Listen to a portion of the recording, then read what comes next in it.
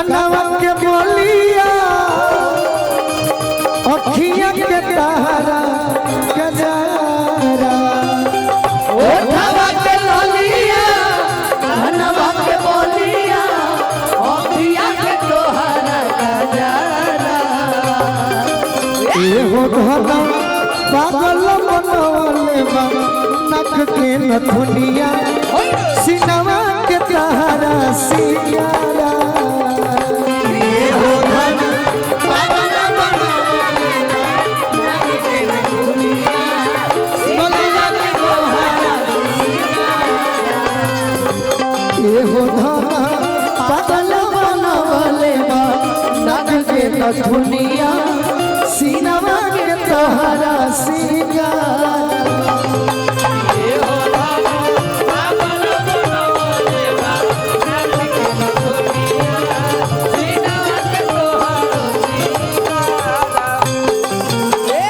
अनुपमा एगो बात कहो पैसा बहुत बड़ बात ना होला लेकिन जीवन में हर जगह पैसा सबका कमाई जरूरी बा सब कलाकार के लेकिन हमनी के पैसा के साथ साथ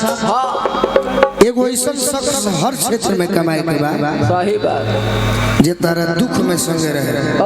हमनी का दुख में लड़ सकते आ जे हमारा दुख में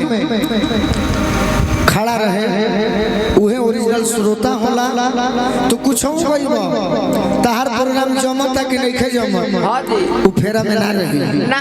तारा खातिर उ खड़ा बा हां हां उहे ओरिजिनल भाई होला वाह और भाई नहीं है क्षेत्र में डाल्टनगंज में कभी भी आई हो हां जी तारा के केहू साथ दे दी लेकिन निर्भय भी भाई हमारा नाम मिली जय हो निर्भय पागल अरे नाक के नथुनिया गलबा के तोहरा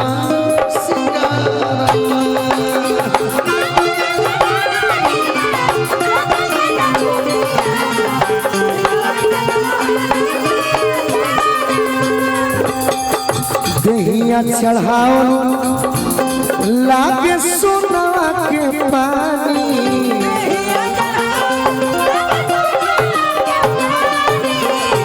हीरा मोती खानी बावे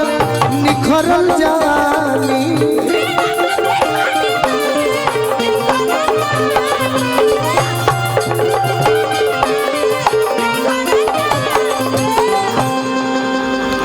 हंसलू तो मभियस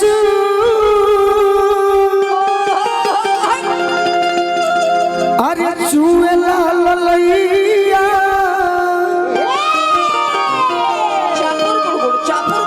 चांदियस शोके लीला तनका करे उठा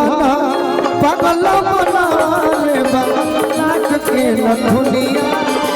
सिनवा के तोहरा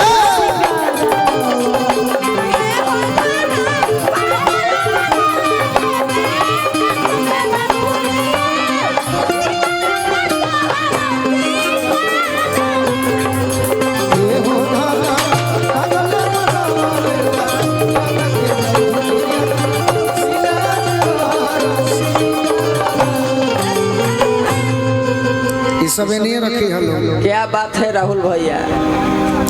अच्छा इसी में अगर मने रहे तो हो गई तो काम होइल बा कोई बात